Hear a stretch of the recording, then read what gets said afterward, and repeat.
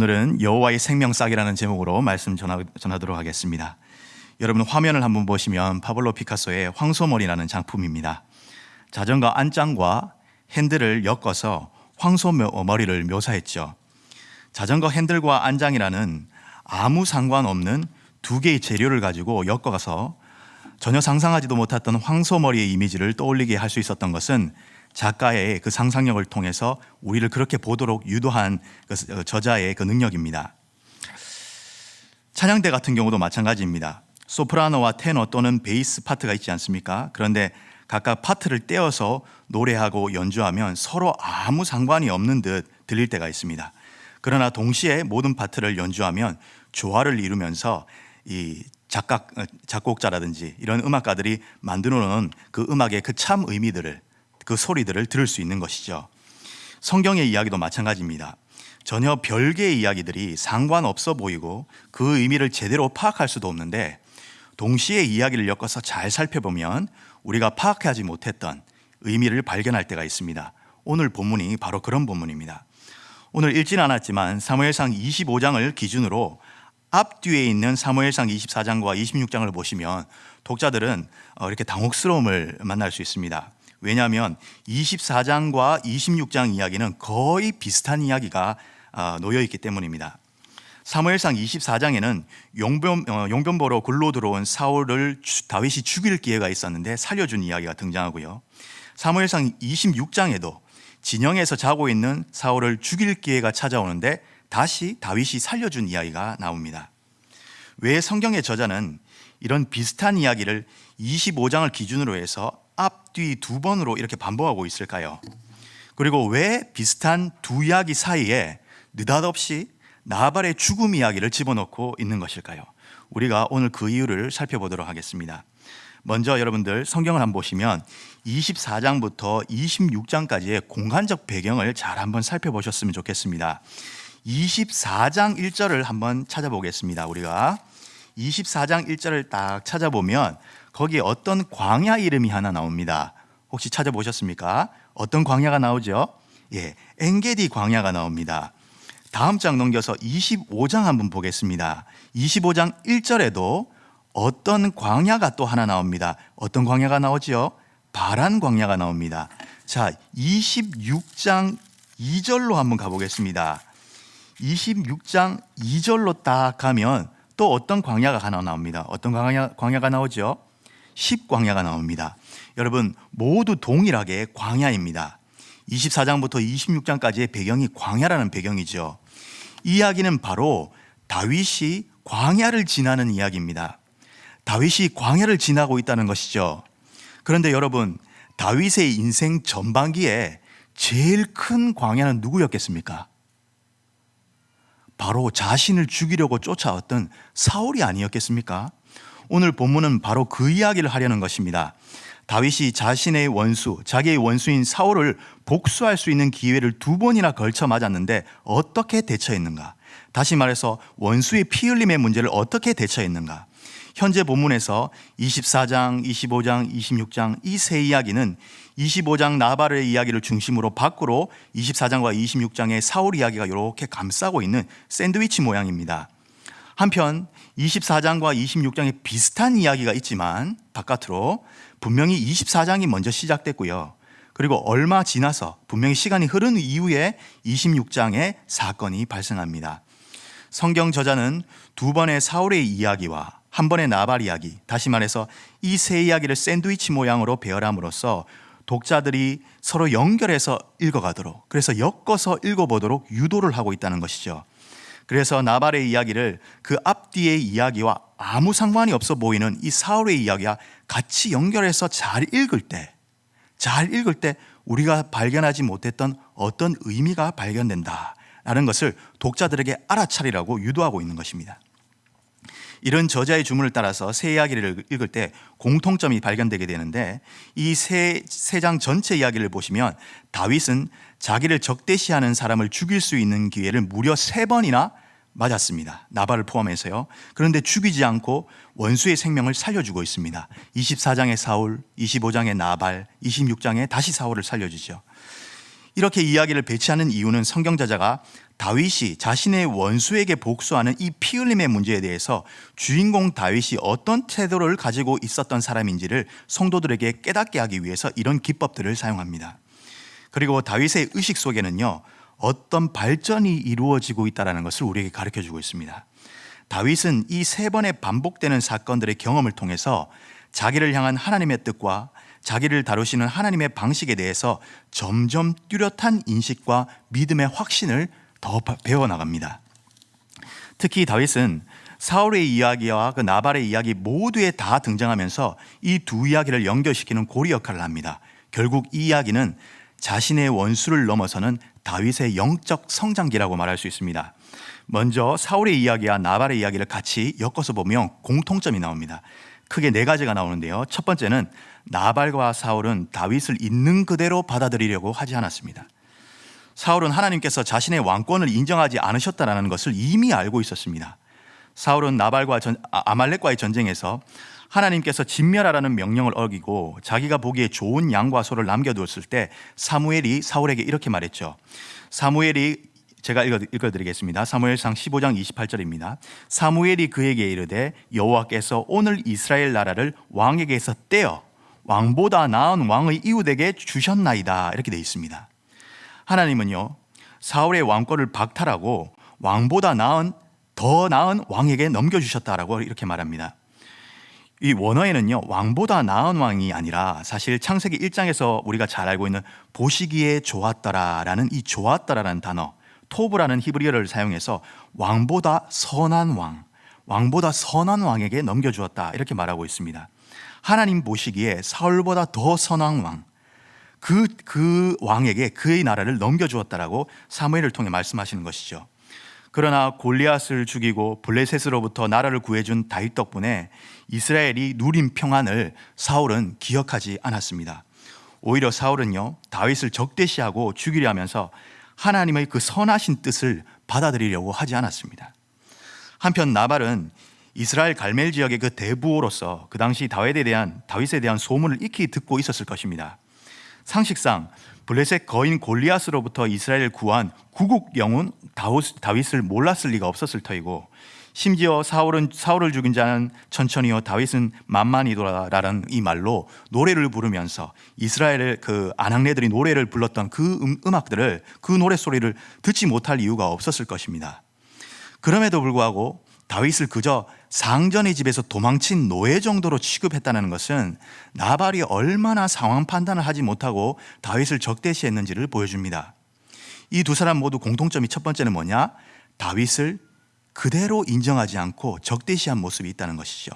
두 번째 공통점은 이 두 사람 모두 다윗의 문제와 관련해서, 이 두 사람이 모두 다윗의 문제와 관련해서 자신의 주변 사람들로부터 다 소외를 당합니다.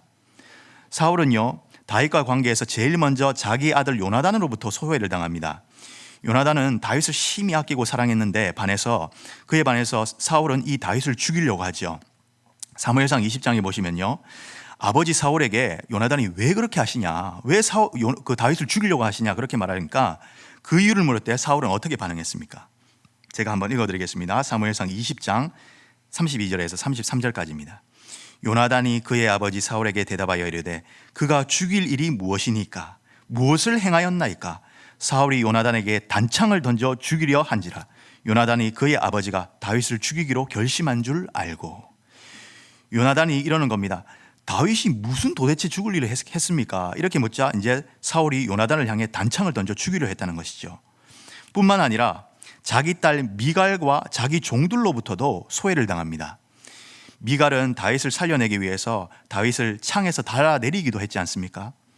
사울은 자기 가족과 주변인들로부터 이제 외면을 당하기 시작하는데, 그럴 때일수록 심하게 적개심을 가지고 이렇게 말하기까지 시작했습니다. 사무엘상 22장 8절을 제가 읽어드리겠습니다.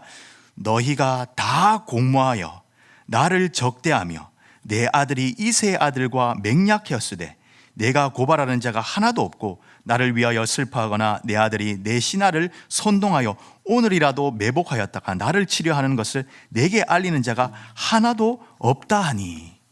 모든 사람들이요 다윗과 공모해가지고 날 죽이려고 그런다. 사울이 그렇게 생각하는 겁니다.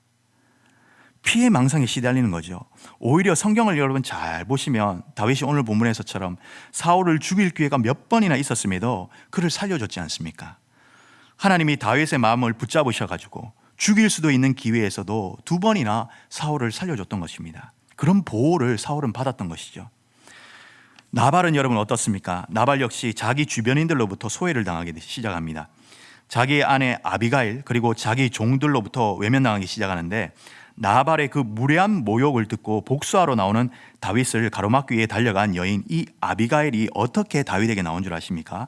사무엘상 우리가 이제 폈지만 25장을 폈는데 25장 19절을 한번 보시기 바랍니다. 25장 19절을 보시면요, 아비가일이 이렇게 말합니다.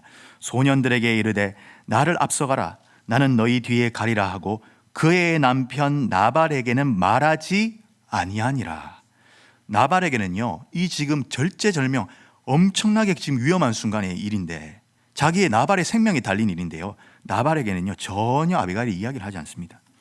성경 저자는 의도적으로 지금 나발의 생명이 달린 상황임에도 불구하고 이 일에 대한 정보를 나발이 전혀 듣지 못하고 소외되고 있다고 말하고 있습니다. 그런가 하면 아비가일이 나발에 대한 평가는요 더 충격적입니다. 25장 25절을 한번 보십시오. 원하옵나니 내주는 이 불량한 사람 나발을 개의치 마옵소서. 그의 이름이 그에게 적당하니 그의 이름이 나발이라. 그는 미련한 자이니이다. 요종은 내 주께서 보내신 소년들을 보지 못하였나이다. 아비가일은요 자신의 남편 나발을요 그 이름에 걸맞는 어리석은 바보다 이렇게 말하는 겁니다. 자기 남편 보고. 나발의 이름의 뜻이 어리석다, 바보다 이런 뜻이거든요. 다시 25장 36절을 보시면요, 아비가일이 다윗을 만나고 돌아와서도 나발에게 무슨 일이 벌어졌는지 전혀 그 상황을 이야기하지 않습니다. 25장 36절을 제가 한번 읽어보겠습니다. 아비가일이 나발에게로 돌아오니 그가 왕의 잔치와 같은 잔치를 그의 집에 배설하였고 크게 취하여 마음에 기뻐함으로 아비가일이 밝은 아침까지 아무 말도 하지 아니하다가, 이 상황을 전혀 모른 채 잔치나 벌리고 있는 이 나발은 가장 가까운 자신의 아내에게조차 무시당하고 소외당합니다. 뿐만 아니라 나발은 자신의 종들로부터도 소외를 당합니다. 25장 14절에서부터 16절을 보시면요, 종들의 증언이 나옵니다. 하인들 가운데 하나가 나발의 아내 아비가일에게 말하여 이르되 다윗이 우리 주인에게 문하라로 광야에서 전령들을 보냈거늘 주인이 그를 모욕하였나이다. 우리가 들에 있어 그들과 상종할 동안 그 사람은 다윗이죠. 그 사람들이, 다윗과 그의 사람들이 우리를 매우 선대하였으므로 우리가 다치거나 이런 일이 없었으니 우리가 양을 지키는 동안에 그들이 우리와 함께해서 밤낮 우리에게 담이 되었음이니이다. 나발의 종들은 자신의 주인 나발이 다윗과 그의 사람들에게 모욕했다라고 말하면서 다윗의 편을 들어줍니다. 그리고 다윗은 오히려 우리를 선대하고 지켜준 사람이라고 변호까지 해줍니다. 우리의 담과 울타리가 돼서 우리 보호해 주신 분이다. 그런데 우리에게 잘해준 이 사람을 우리 주인 나발이 어리석게 모욕을 했다, 이렇게 말하는 것이죠. 세 번째 공통점은요, 나발이 잔치를 벌립니다. 그런데 이 잔치가 어떤 잔치 같다고 성경이 말하고 있습니까? 25장 36절 보시면 아비가일이 나발에게로 돌아오니 그가 왕의 잔치와 같은 잔치를 그의 집에 배설하고 크게 취하여 마음에 기뻐함으로 아비가일이 밝은 아침까지 아무 말도 하지 않았다, 이렇게 말합니다. 여러분, 왕의 잔치와 같은 잔치를 그의 집에 배설하고 있다는 그 저자의, 이 성경 저자의 언급은요, 나발 속에서 누군가를 겹쳐 보이게끔 만들게 합니다. 여러분, 당시 왕이 누구였죠? 사울입니다. 사울과 같은 지위를 나발이 누리면서 기쁨에 취하고 있는 것이죠. 네 번째, 사울과 나발 사이에는 언어적으로 많은 비슷한 유사성이 있습니다. 다윗은 자기의 종들이 나발에게 이제 보낼 때 자기의 종들을 나발에게 보내거든요. 그때 해야 될 말들을 가르쳐 줍니다. 그때 다윗 스스로를 뭐라고 소개하면서 자기의 그 사람들을 보내냐면 당신의 아들 다윗이다, 이렇게 부릅니다. 나발 앞에서. 25장 8절을 보시면요, 내 소년들에게 물으면 그들에게 내게 말하라. 그런즉 내 소년들이 내게 은혜를 얻게 하라. 우리가 좋은 날에 왔은즉 내 손에 있는 대로 내 종들과 내 아들 다윗에게 주기를 원하노라 하라, 이렇게 되어 있습니다. 이 말이 좀 어렵지만 이 말이 쉽게 풀이하면 무슨 말이냐면, 나발 선생님, 내 종과 당신의 아들 같은 다윗입니다. 제가 먹을 것을 좀 주십시오, 좀 선대해 주십시오, 이런 말이거든요. 이것은 사울이 다윗을 부를 때 했던 호칭과도 상당히 유사합니다. 바로 앞장에 24장의 16절을 보시면 다윗이 사울을 굴에서 살려주자 다윗이 울면서요 막 이제 소리를 외칩니다. 그때 뭐라고 하냐면 24장 16절을 보시면 다윗이 사울에게 이같이 말하기를 마치 사울이 이르되 내 아들 다윗아 이것이 내 목소리가 아니냐 하면서 울면서 그렇게 말합니다. 내 아들 다윗 아니냐 하면서 사울이요 다윗을 내 아들 다윗이 아니냐라고 아들처럼 부르고 웁니다. 또한 사울과 나발 이야기에는요 원수라는 말이 동일하게 등장합니다. 다윗의 사람들은요 24장에서 사울을 죽일 기회가 딱 오자 뭐라고 대답을 했냐면 다윗의 사람들이 이르되 보소서 사무엘상 24장 4절입니다. 다윗의 사람들이 보소서 여호와께서 당신에게 이르기를 내가 원수를 내 손에 넘기리니 내 생각에 좋은 대로 그에게 행하라 하시더니 하면서 이야기 나옵니다. 다윗의 사람들이 사울을 어떻게 봤냐면 다윗의 원수로 본 것입니다. 그 원수를 죽일 기회가 24장 오늘에야 왔다는 것이죠.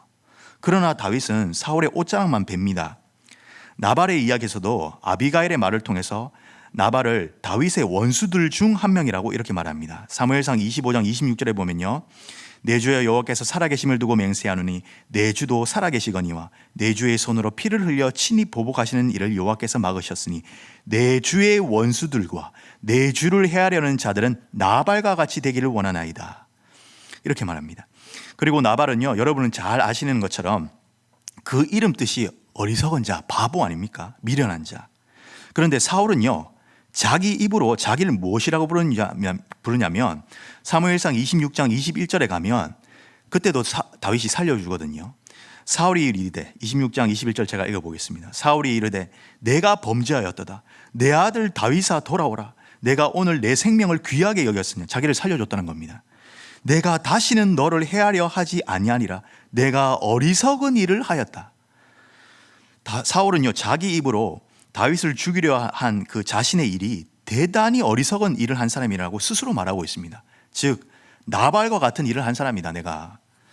뿐만 아니라 제가 초반에 말씀드렸듯이 이 이야기 모두가 광야에서 벌어지고 있습니다. 그런데 이 광야에서 다윗을 잡으려고 나온 사울의 군사가 몇 명이었는 줄 아십니까? 24장 2절을 보시면요 24장 2절을 보시면 3,000명이라 나옵니다. 한번 찾아보실까요? 24장 2절을 보시면 3,000명이 나옵니다. 그런데 또 흥미로운 건요 나발의 이야기에서도 나발을 소개할 때 나발이 기르던 그 양의 마리수가 25장 2절을 보시면 다음 장 딱 넘겨서 25장 2절을 보시면 제일 먼저 나오는데 거기 3,000마리입니다. 그리고 다시 사울이 다윗을 잡으려 다닌 26장 이야기에서도 보면 26장 2절에도 보면요 3,000명의 군사가 또 등장하고 있습니다. 나발과 사울은요 이 3,000이라는 숫자로 연결되고 있다는 것이죠. 이 두 숫자를 동일한 등장으로 사울의 이야기와 나발의 이야기를 더욱 긴밀하게 연결시켜주고 있다는 것입니다. 마지막으로 비록 간접적이긴 하지만 나발과 사울이 거하는 지역이 상당히 의미가 있습니다. 특히 나발이 살고 있는 이 고장을요 성경은 의도적으로 설명을 하는데 사무엘상 25장 2절을 보시면 마운 사람 한 사람이 있는데 그의 생업이 갈멜에 있고 심히 부하여 양이 3,000마리요 염소가 1,000마리이므로 그가 갈멜에서 그의 양의 털을 깎았다 이렇게 이야기를 합니다. 이 갈멜이라는 장소는요 상당히 사울에게 있어서 중요한 장소인데 사울이 자기를 위하여 기념비를 세웠던 장소가 한 군데가 있습니다.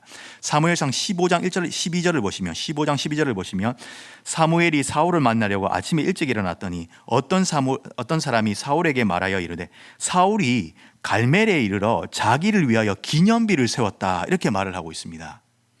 혹시 시간 되시면 사무엘상 15장 12절을 보시면요 보통 성경책에 고 15장 12절에 각주가 이렇게 달려 있거든요. 기념비라고 돼 있는데 숫자 1 뭐 이렇게 해가지고 2 해가지고 각주가 돼 있는데 거기 뭐라고 있냐면 손을 세웠다 손이라고 돼 있습니다. 사울이요 자신의 군사적 승리를 축하하기 위해서 기념비를 세운 장소인데 각주에 보시면 손을 세웠다라고 말하고 있습니다. 사울이 자신의 손으로 이룬 업적을 길이길이 남기고 싶어서 기념비를 세운 것이 갈멜입니다.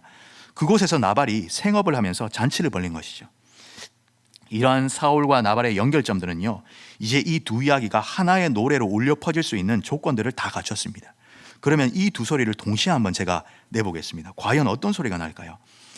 바깥에 있는 24장과 26장의 사울의 이야기와 그 가운데 있는 나발의 이야기는요 모두 다윗이 원수들의 목숨을 살려준 이야기라고 제가 말씀드렸습니다. 여기서 다윗은요 24장 그리고 24장부터 해서 26장에서 모두 사울의 목숨을 살려줬는데 그 이유에 대해서요 다윗은 다윗에 대해서 반복적으로 기록한 성경의 말이 있습니다. 아주 유명한 말입니다. 사울을 살려줄 때마다 왜 살려줬는가 그 이유를 말하는데 그게 바로 24장과 26장에 동시에 나오는데 그 유명한 24장 6절과 26장 9절 말씀입니다. 내가 손을 들어 여호와의 기름 부음 받은 내 주를 치는 것을 여호와께서 금하시는 것이다. 기름 부음 받은 자를 종을 절대 건들면 안 된다. 여러분 이걸 가만히 한번 생각해 보십시오. 어차피 다윗의 사고방식 속에는요 하나님의 기름 부음 받은 사울을요 죽일 수가 없었습니다. 기름 부음 받은 자라는 사실은 사울에게 있어서는 방패막이와 같은 역할을 했던 것이죠. 이런 면에서 볼 때 다윗의 진정한 성품을 보여주는 원수에 대한 성품을 보여주는 사건은요 사울의 이야기가 아니라 다름 아닌 25장에 아무런 방패막이가 될 만한 이유가 없는 나발의 목숨을 살려주는 이야기에서 찾을 수 있다는 것입니다. 다윗은 얼마든지 나발을 죽여도 될 만한 정당한 이유들을 많이 갖고 있었습니다. 그리고 나발에게는 죽이지 못할 이유마저도 없었어요. 방패막이가 없었거든요. 기름 부음 받은 종이라는 명분과 같은 그런 방패막이가 없었다는 것입니다. 다윗의 마음에 걸릴 일이 없었어요. 25장에 읽었던 본문에서 드러나듯 나발의 종들의 말에서 보면 나발의 재산을 지켜준 것은 분명히 다윗이 밤낮 담이 되어 주었기 때문입니다.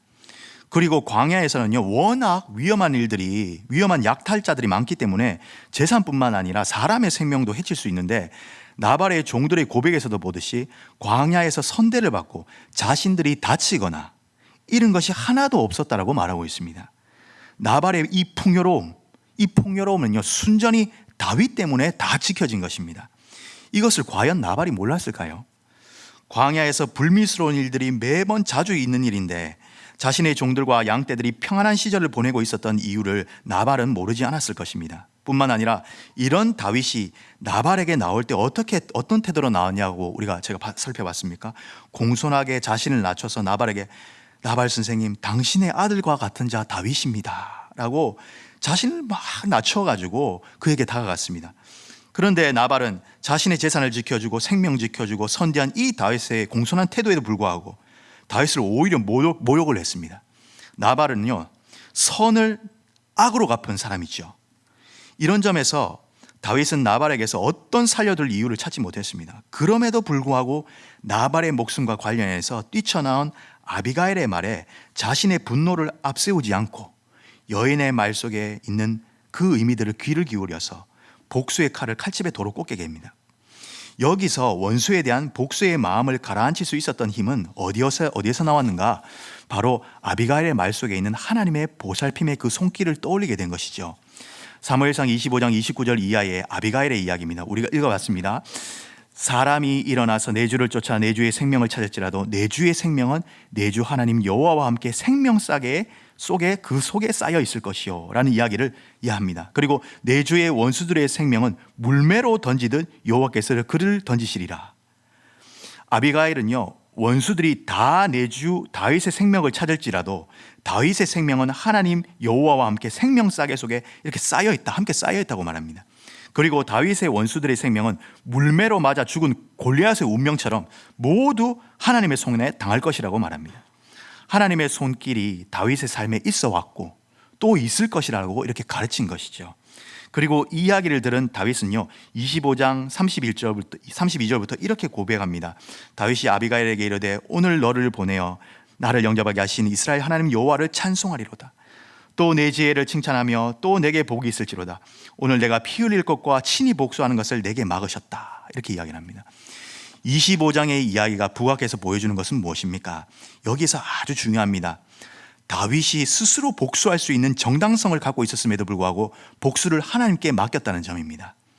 다윗이 아비가일의 말 속에 살아계신 하나님을 기억해서 나발을 죽이지 않았을 때 놀랍게도 하나님은 다윗을 기억하셔서 열흘 후에 나발을 친히 자신의 손으로 죽이셨습니다. 나발의 경험은 다윗에게 무슨 믿음을 심어주었을 것일까요? 이 경험은요 사울의 목숨과 관련해서 다윗에게 큰 이해력을 심어줍니다.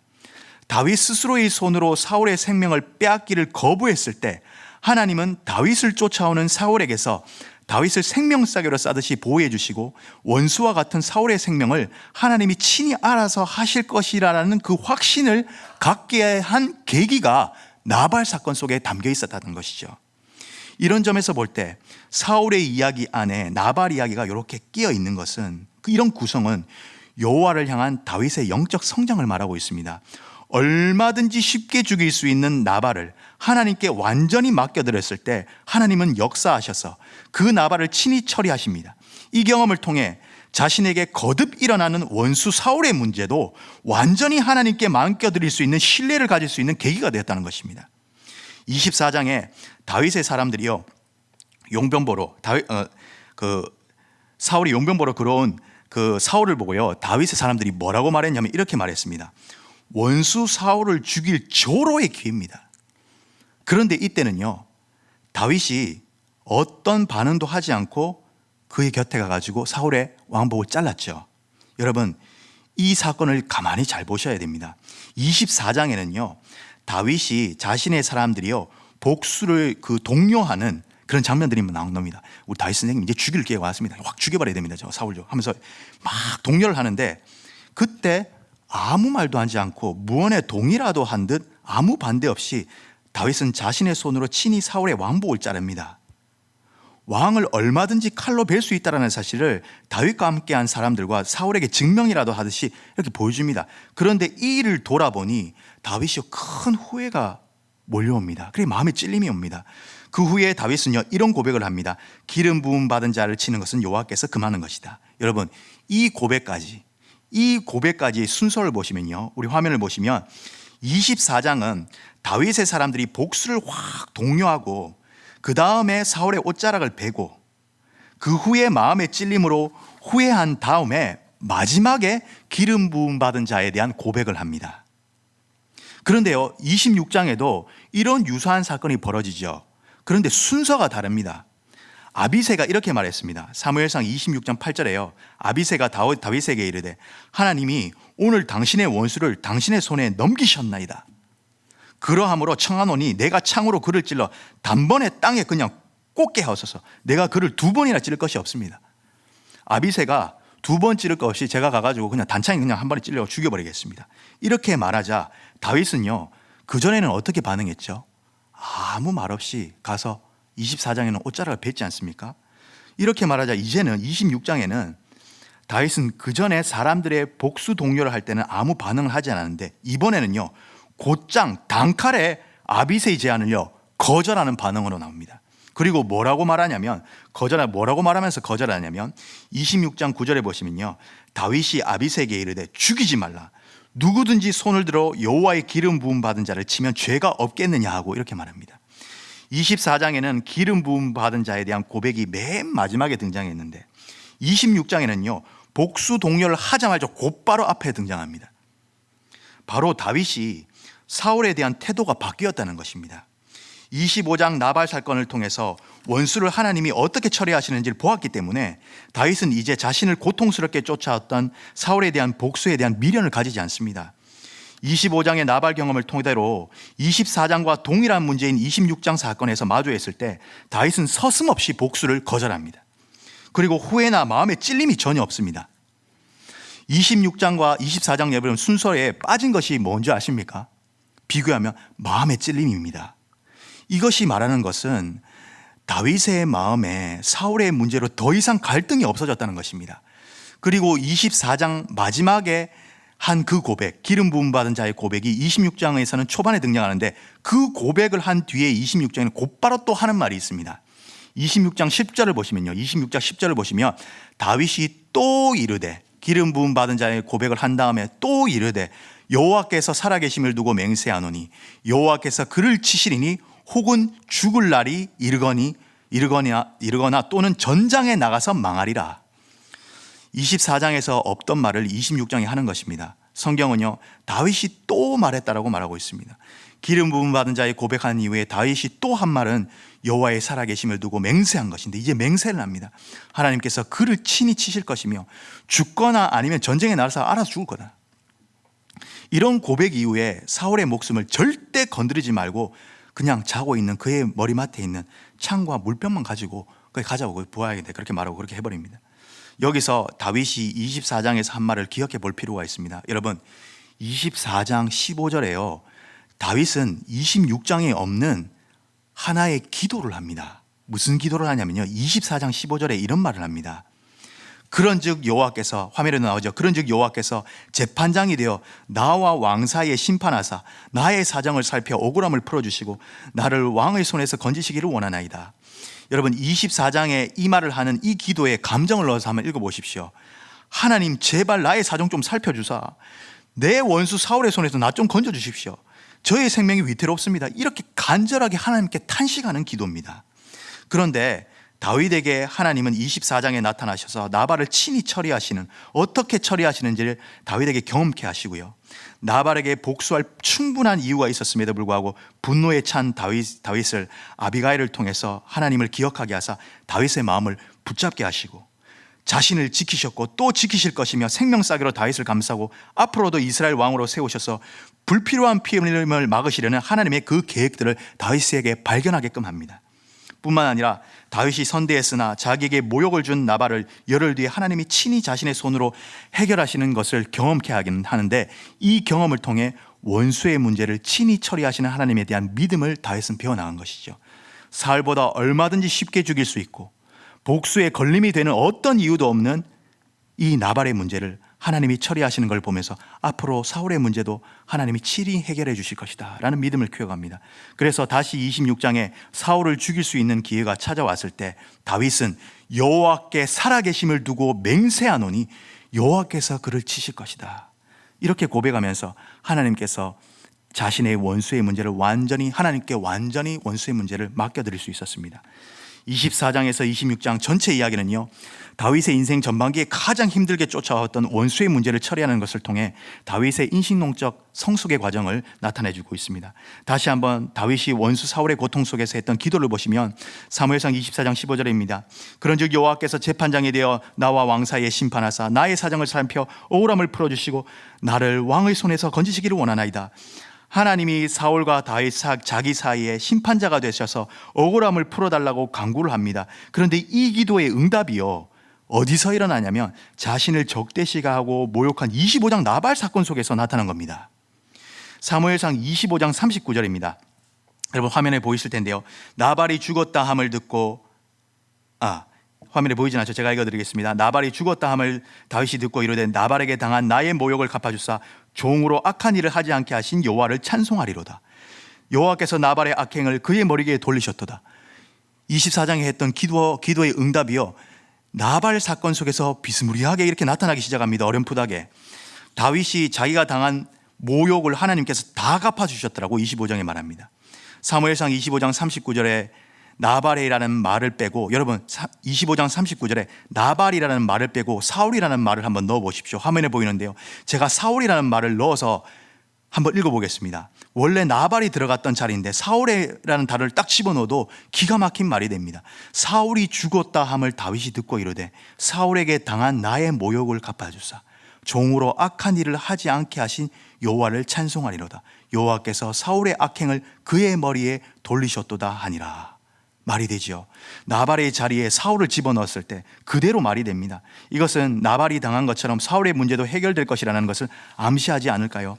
다윗은 기도했고 하나님이 개입하셔서 나발을 처리하셨습니다.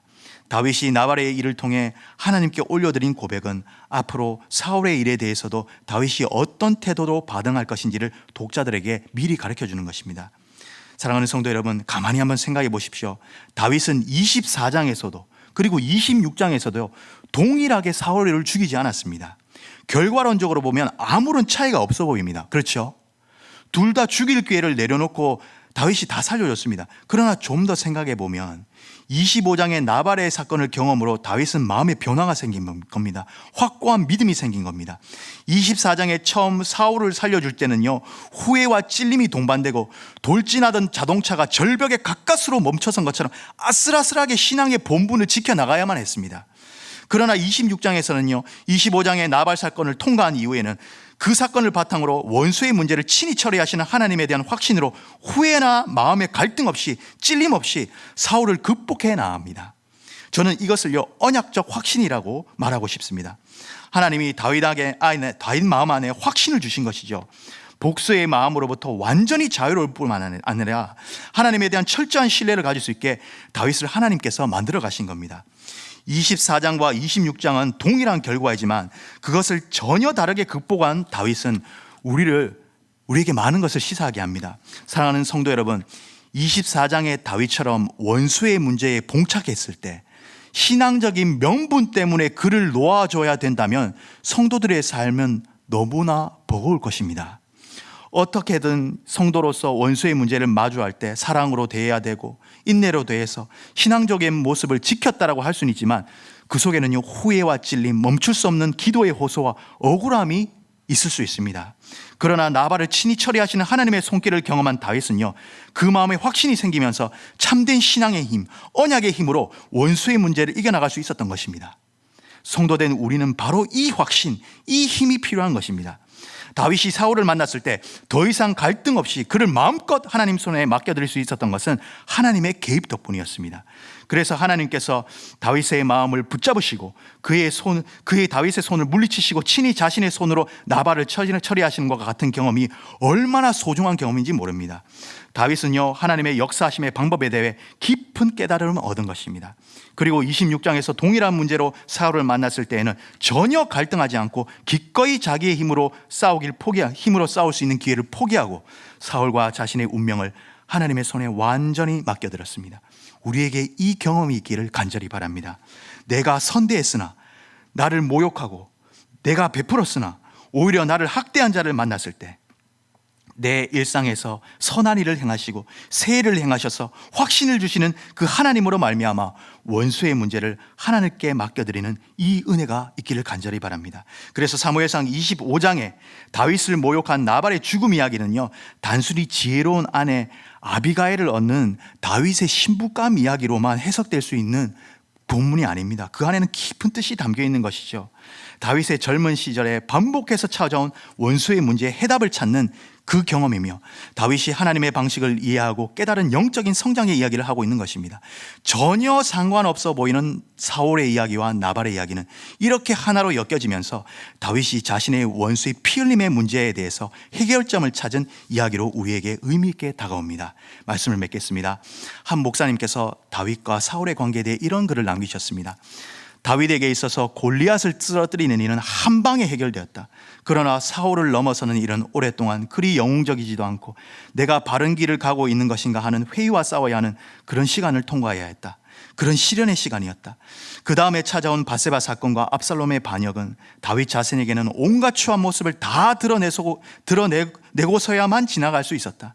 세상을 바꾸고 교회를 개혁하고 하나님의 뜻대로 사는 일이 골리앗을 쓰러뜨리는 일처럼 명쾌하리라고 생각하면 오산이다. 눈앞에 보이는 분명한 악과 싸우는 일도 대단한 믿음을 필요로 하지만 그 뒤에 다가오는 긴 싸움, 단번에 원수를 쓰러뜨리는 것이 아니라 원수의 세월을 감당하고 악의 세월을 감당하여 자신을 지켜나가야 하는 싸움, 그리고 자기 속에 꿈틀거리는 악을 직면하고 인정하고 자신을 버려야 하는 싸움은 더 깊은 지혜와 용기와 힘을 필요로 한다. 사랑하는 성도 여러분, 이런 악의 세월, 원수의 세월을 감당할 때 필요한 것은 바로 하나님의 생명싸개에 쌓여 있는 우리에게 주신 그 언약의 확신을 기억하는 것입니다. 나의 삶에서 또는 나의 소소한 일상에서 나타나셔서 나의 마음을 붙잡으시고 나를 다시 감동케 하사 내가 하나님의 생명싸개에 쌓인 언약의 자손임을 확신 주시는 그 하나님을 뵙는 것만이 이 문제를 해결할 수 있으며 우리에게 위로가 된다는 사실입니다. 얼마든지 내 손으로 할 수 있는 일마저도 하나님의 손에 맡겨드리고 그 이후에 하나님께서 친히 그 일을 어떻게 처리하시는지를 믿음의 눈으로 인내하고 바라본 자들만이 원수의 문제 가운데서도 평탄하게 지나갈 수 있는 지혜를 얻을 수 있는 것입니다. 이 은혜가 우리 성도님들의 삶 가운데 충만하시기를 주님의 이름으로 축복합니다. 기도하겠습니다.